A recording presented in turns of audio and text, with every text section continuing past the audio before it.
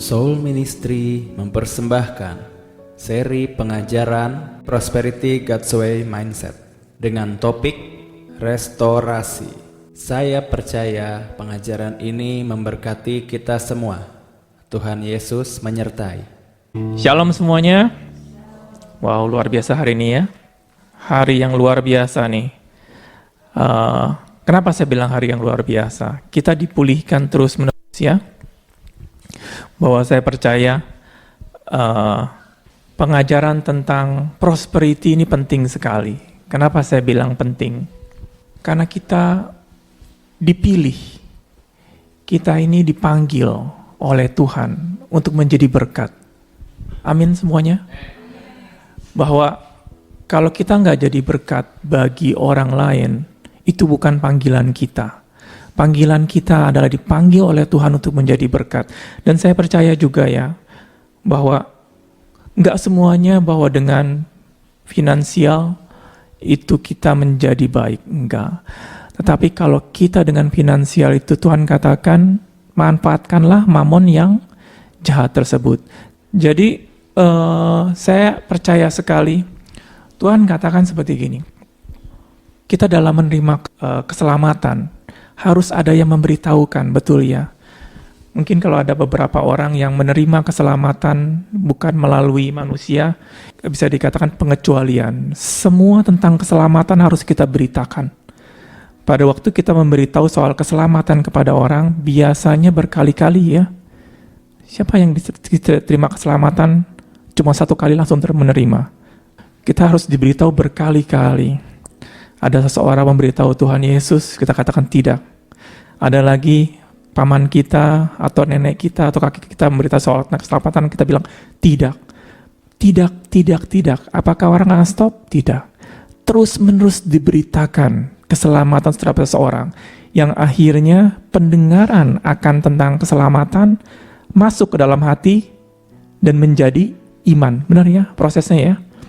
Bahwa kita beritakan, hati yang mengeras ini, tembok ini lama-lama hancur. Dan akhirnya kita menerima keselamatan. Bagaimana proses tentang kesembuhan? Proses tentang kesembuhan juga sama. Siapa yang kita terima tentang khotbah, tentang kesembuhan, besoknya yang orang sakit kanker langsung sembuh. Ada yang pernah ngalamin seperti begitu? Kalau ada itu pengecualian, biasanya berulang kali kita beritahu, ada KKR, ada orang pendeta bagus datang ke kota ini, mau nggak kamu disembuhkan ya penyakit? Kita berbondong-bondong ya, biasa kita beritakan tentang kesembuhan, kesembuhan ilahi, tentang mujizat, tentang kesembuhan, biasanya seperti itu. Kita beritakan, akhir menjadi iman, dan akhirnya orang tersebut manifestasi kesembuhan. Bagaimana dengan prosperity finansial? Apakah mendengar cuma satu kali? Enggak, prosesnya sama. Harus diberitakan terus-menerus. Jadi jangan bosan-bosan menerima tentang pengajaran prosperity. Karena itu akan berulang-ulang. Jadi gini, kalau kita menerima tentang keselamatan, ada yang bersaksi ya, seseorang diselamatkan, prosesnya seperti ini. Kita mendengarkan tentang kesaksian keselamatan. Banyak sekali kesaksian keselamatan, akhirnya luluh hati kita. Kita menerima keselamatan tersebut dengan kesaksian-kesaksian. Begitulah dengan kesembuhan. Kesembuhan juga sama ya. Ada kesaksian, ada yang sakit kanker disembuhkan. Ada yang punya sakit lumpuh. Yang lumpuh berjalan. Kalau lumpuh melompat sama juga sih ya. Kita beritakan ada yang matanya buta, melek. Ada yang mati bangkit. Akhirnya kita menjadi masuk ke dalam iman. Kita percaya pada waktu diberitakan soal kesembuhan. Karena pengalaman-pengalaman tersebut. Begitu pula dengan prosperity. Harus diberitakan terus-menerus. Dan caranya kemarin kita katakan bahwa caranya bukan satu cara. Karena Tuhan katakan apa yang tidak pernah dilihat oleh mata, apa yang tidak pernah didengar telinga, apa yang tidak pernah timbul dalam hati manusia, Tuhan berikan bagi orang-orang yang mengasihi Dia. Hari ini saya ada dengar kesaksian luar biasa tentang prosperity finansial. Ada seseorang, ini juga aneh ya, dia punya kesaksiannya. Satu hamba Tuhan, dia tiba-tiba ada orang datang memotong pohon di depan rumah dia. Mungkin ada pohon berapa biji saya nggak tahu, dia potong-potongin. Akhirnya dia bingung, si hamba Tuhan ini. Dia keluar, dia katakan, kamu ngapain potong-potong tanaman saya? Diberesin, segala macam, pohon-pohon dipotong-potongan. Dia ngomong, Bapak yang suruh saya kan untuk potong-potong seperti ini. Dia katakan, saya nggak suruh kamu datang potong-potong. Enggak, Bapak ngomong. Terus dia katakan, apakah ada surat? Saya tanda tangan gue, nggak ada. Tapi Bapak ngomong secara verbal katanya. Apa yang terjadi? Hamba Tuhan ini katakan, wah ini orang nipu nih. Akhirnya saya nggak mau tahu, kamu pergi. Loh nggak bisa, saya sudah potong-potong ini. Dia punya tanamannya. Akhirnya dia minta cas berapa? $3.000. $3.000 kayak 14 juta berapa? 42 juta.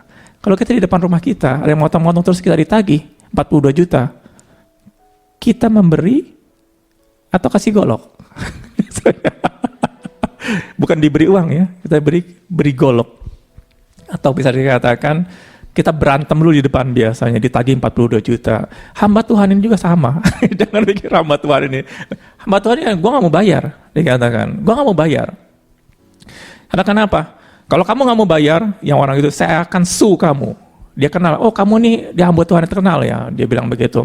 Dia tahu hamba Tuhan yang terkenal. Dan dia katakan, dia akan mau katakan hal-hal yang buruk. Dia diancam. Waktu dia diancam, hamba Tuhan dikatakan, dia terserah. Saya nggak merasa saya memanggil kamu untuk potong tanaman ini segala macam. Dan apa yang terjadi? Besoknya ada sheriff datang ya. Sheriff kasih tahu, oh ya sudah. Akhirnya dia berdoa, hamba Tuhan ini. Waktu dia berdoa, dia katakan sebenarnya, Tuhan, biasanya kita berdoa begini, Tuhan, ini orang brengsek. Tuhan hukum dia. Tuhan tolong saya. Biar beresin masalah. Itu gitu ya biasanya ya, kalau ada masalah. Biasanya kalau ada masalah kita minta Tuhan beresin. Tapi hamba Tuhan ini terlatih di dalam berdoa kepada Tuhan. Apa doa dia? Dia tanya, Tuhan, apa yang harus saya lakukan? Biasanya kalau kita katakan keinginan kita, Tuhan tolong backup. Saya mau beres ini, saya nggak mau bayar segala macam. Tuhan tolong beresin, dia seperti itu. Tapi hamba Tuhan ini dia memberi ruang kepada Tuhan untuk berkata tidak atau iya. Apa itu? Dia katakan, Tuhan, apa yang harus saya lakukan terhadap perkara ini? Secara emosi, saya katakan, ngapain gue bayar? Gue gak salah kok. Tapi dia berkata kepada Tuhan, Tuhan, apa yang harus saya lakukan? Akhirnya dia mendengar suara Tuhan, Tuhan katakan gini, bayar. Biasanya gimana kalau kita katakan seperti gitu? Hah? Suara ini bukan suara Tuhan ini. Pasti bukan suara Tuhan. Hamba Tuhan ini mengatakan, wow nggak bisa. Saya nggak salah. Tapi Tuhan katakan, bayar. Kamu kan bertanya sama saya, apa yang harus saya lakukan? Tuhan katakan, bayar $3.000. Tapi cuma motong begitu doang. Tuhan katakan, bayar. Ini bukan lemah ya. Apa yang terjadi? Tapi saat itu Tuhan ngomong juga sama dia, aku akan ganti kamu kan 7 kali lipat. Hah? Siapa yang dari sini percaya? Kalau ada orang ketok-ketok pintu, terus ada yang ditagih sesuatu, misalnya 5 juta, terus akhirnya kita berdoa sama Tuhan, Tuhan katakan, bayar, nanti aku akan ganti 35 juta. Siapa yang percaya? Nggak ada yang percaya. Ini orang di depan brengsek, harus dikasih pelajaran. Biasanya seperti itu ya. Apa yang terjadi di doa sebentar, akhirnya dia luluhkan hati dia. Oke Tuhan, saya mau percaya kepada Engkau. Akhirnya Tuhan katakan, kamu kasih duit $3.000 ini.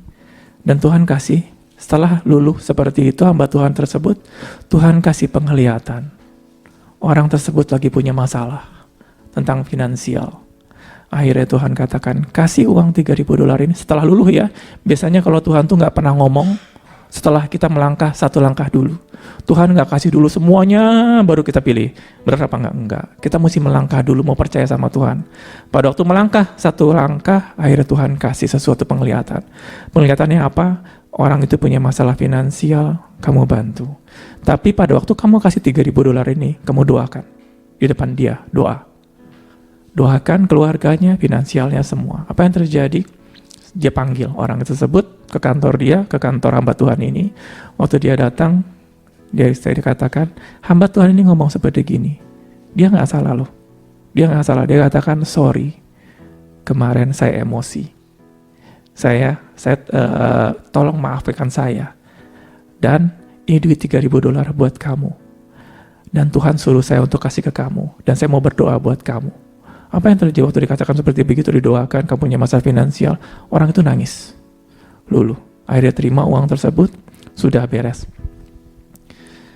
Dan janji Tuhan katakan 7 kali lipat. Kapan dapatnya? Biasanya kita langsung nunggu.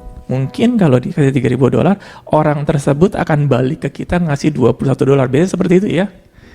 Atau kita nanti-nantikan setiap pagi buka pintu, mana $21.000. Bisa seperti itu. Caranya Tuhan waktu bekerja bukan seperti itu.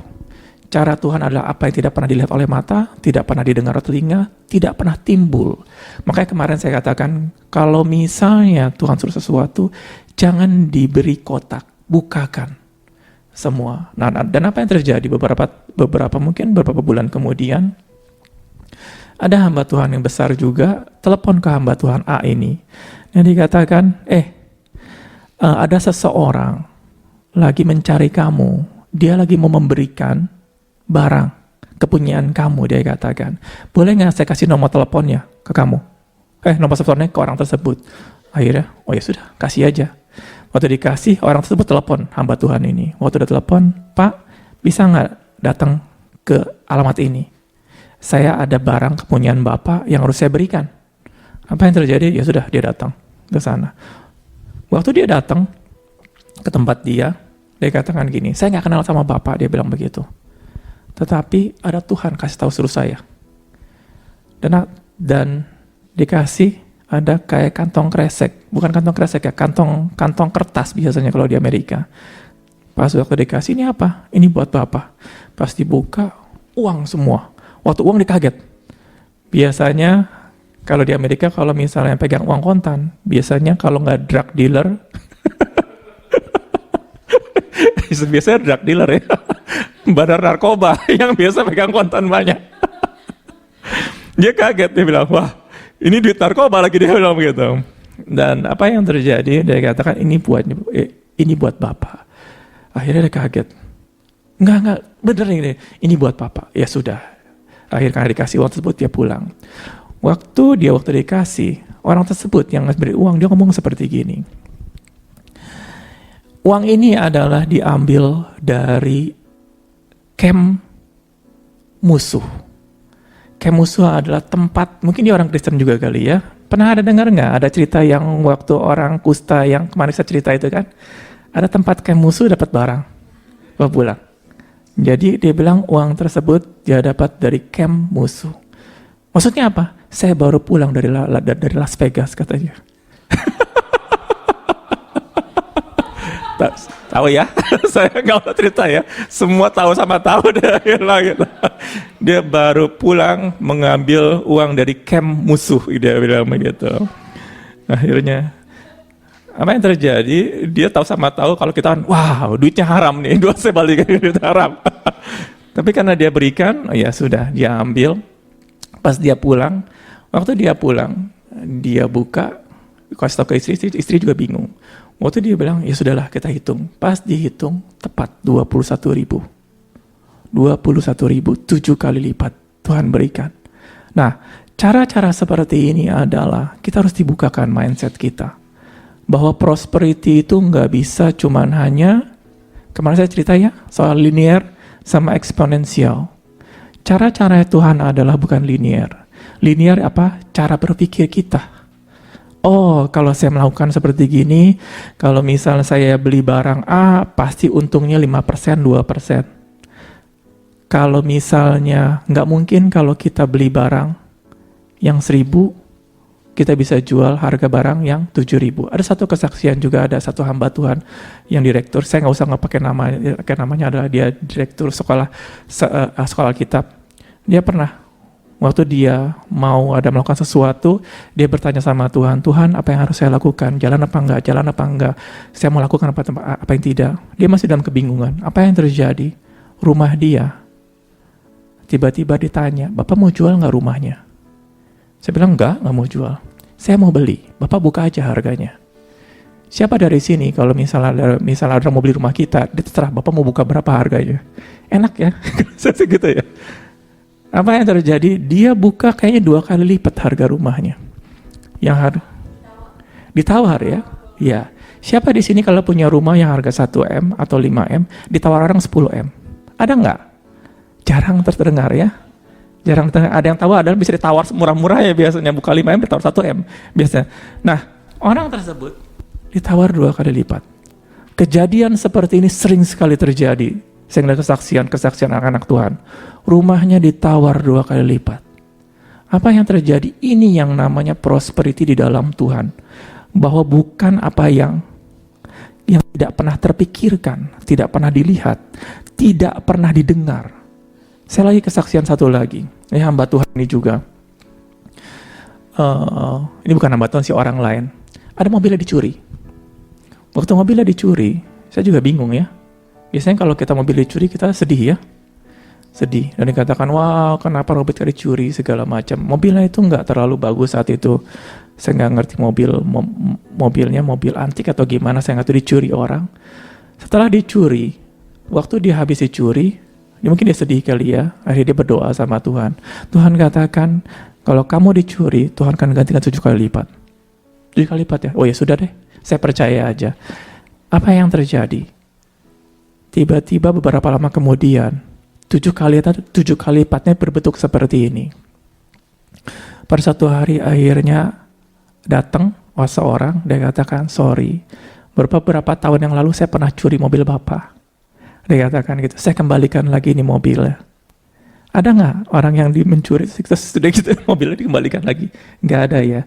Plus lagi, mobilnya tersebut yang waktu rusak, sudah diperbaiki. Bagus banget.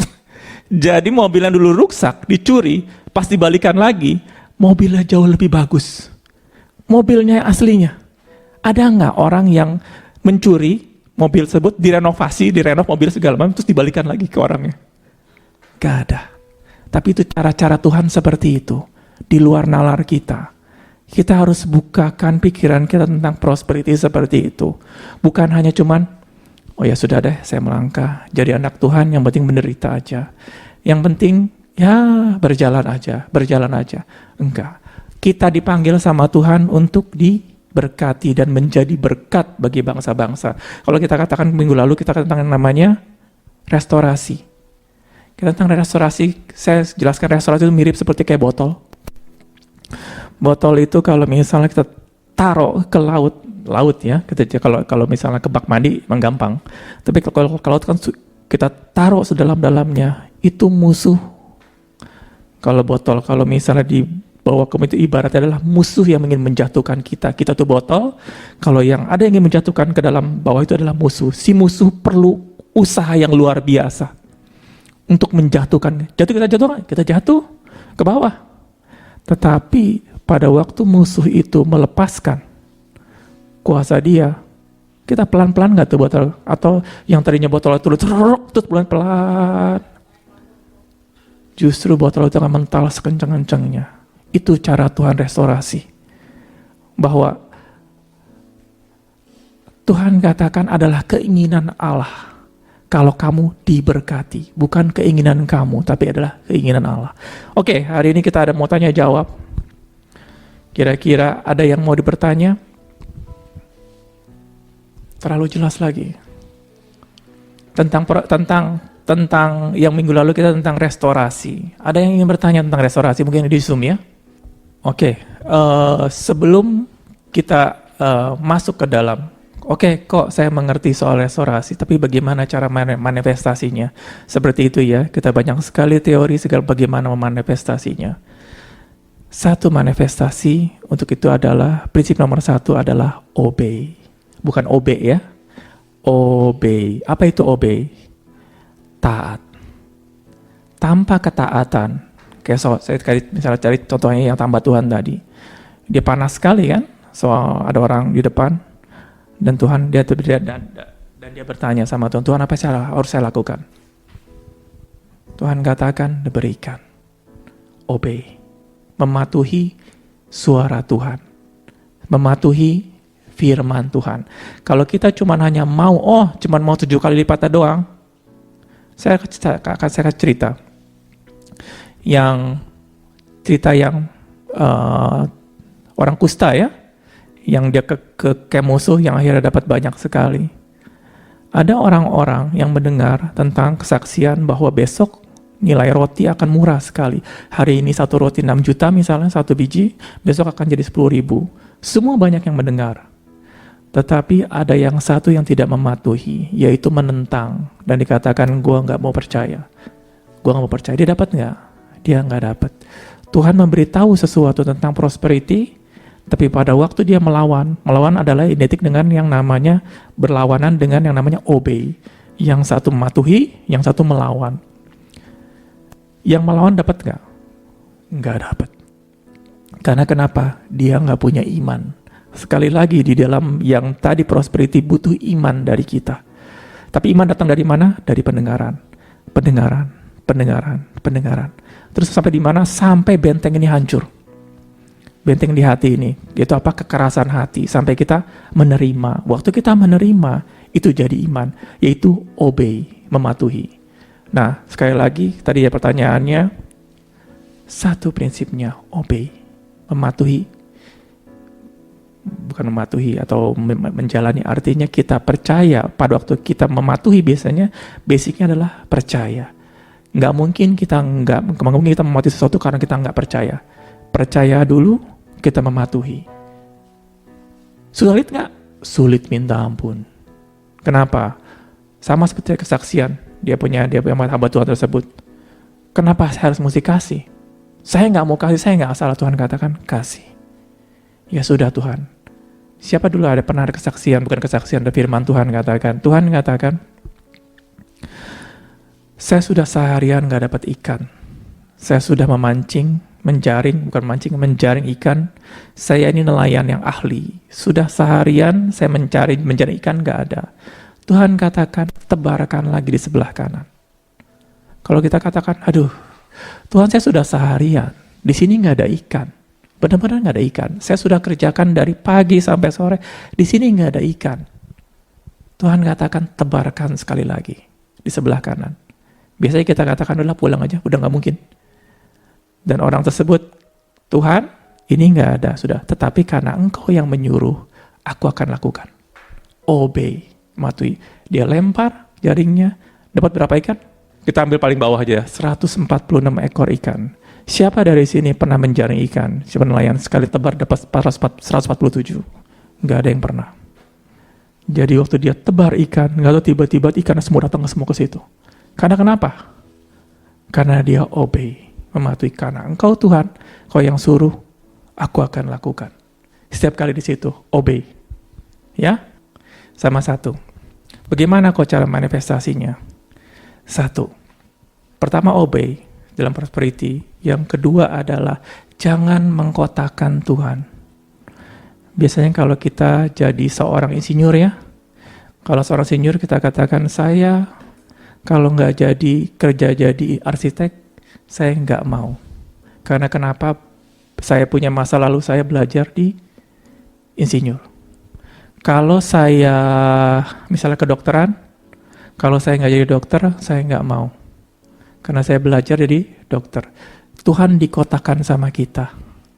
Pada waktu Tuhan dikotakan sama kita, apa yang terjadi? Terjadi.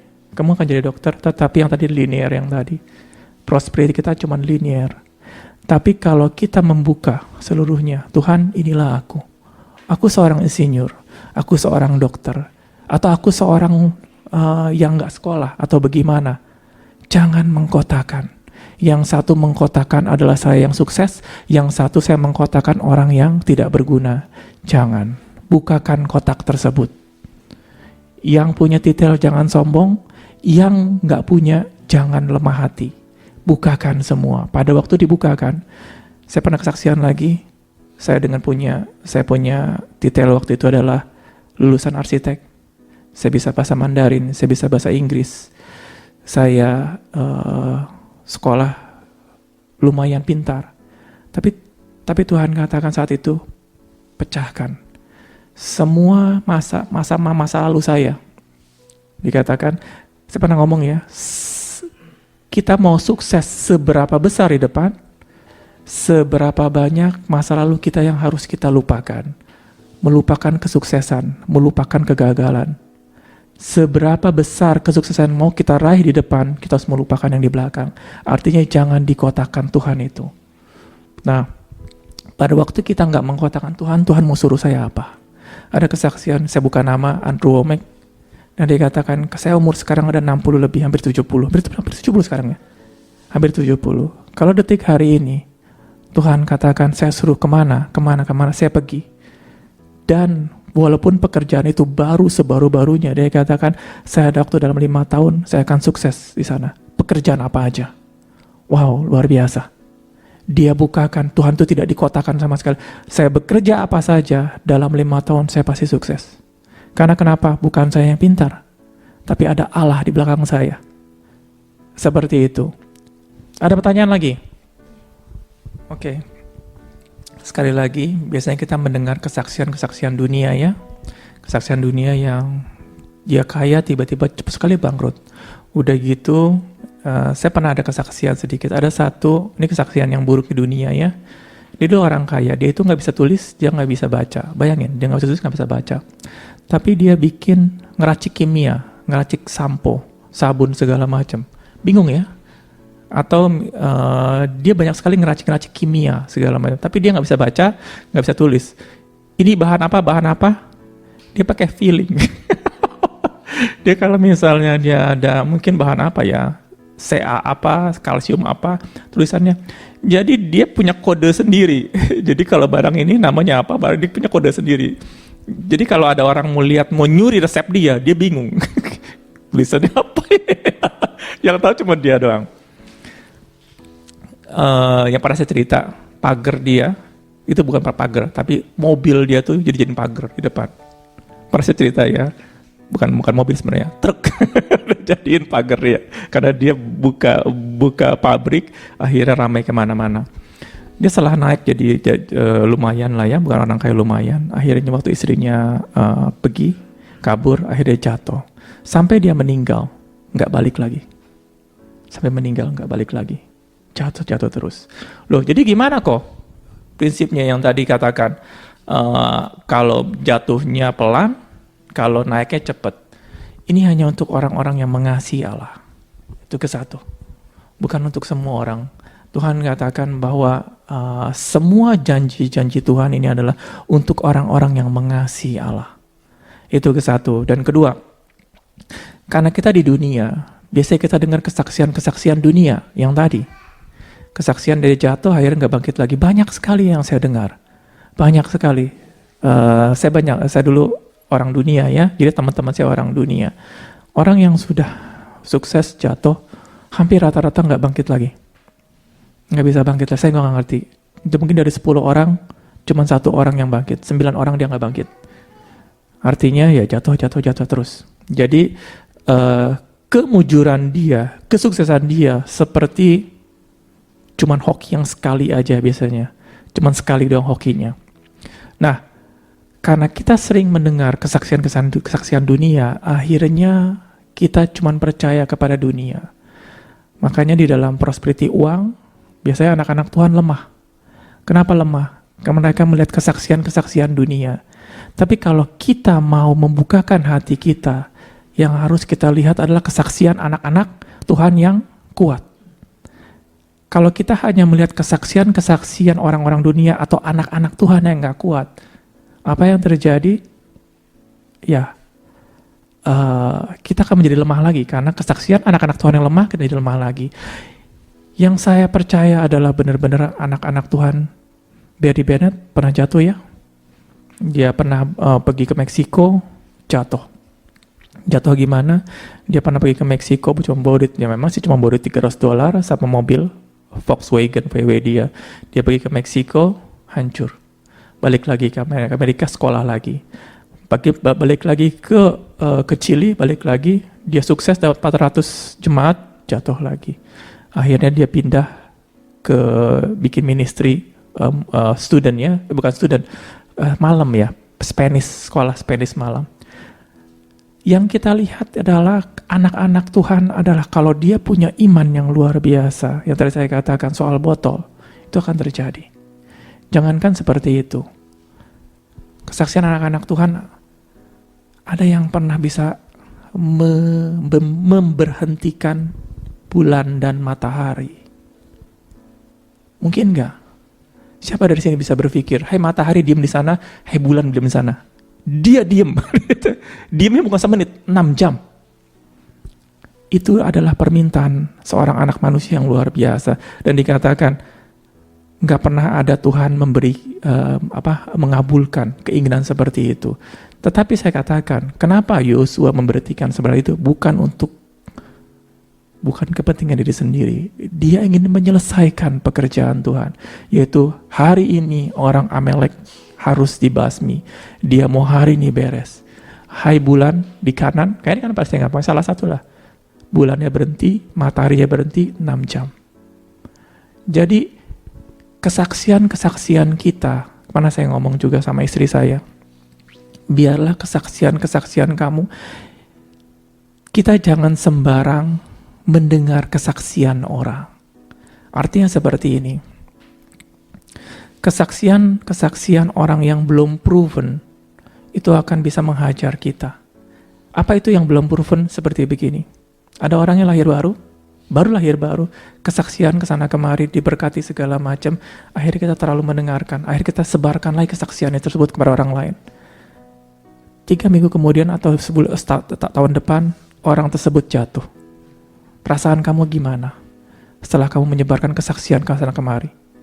Kita pun akan kena imbasnya. Wow, dia dulu luar biasa loh, kesaksian kesana kemari, ternyata dia jatuh juga. Yang saya ngomong sama istri saya, kamu cari kesaksian dalam hidup kamu. Jadi kesaksian-kesaksian dalam hidup kita, carilah kesaksian-kesaksian anak-anak Tuhan yang kuat. Salah satunya adalah di firman Tuhan ya, Ayub, Abraham, Yusuf. Penuhilah di pikiran kita dengan kesaksian-kesaksian anak-anak Tuhan yang hebat dan proven. Jangan cuma kesaksian, oh si Anu, si B baru dikenal, begini. Nanti waktu jatuh, kita pun ikut jatuh. Kenapa? Hati kita jatuh. Wow, dia aja begitu hebat jatuh, bagaimana saya ya? Seperti itu. Dan sau kepercayaan, sau itu adalah jangkar. Jangkar kita punya kesaksian harus yang proven orang-orangnya. Kenapa saya sering ngomong Smith Wigglesworth? Orangnya sudah meninggal.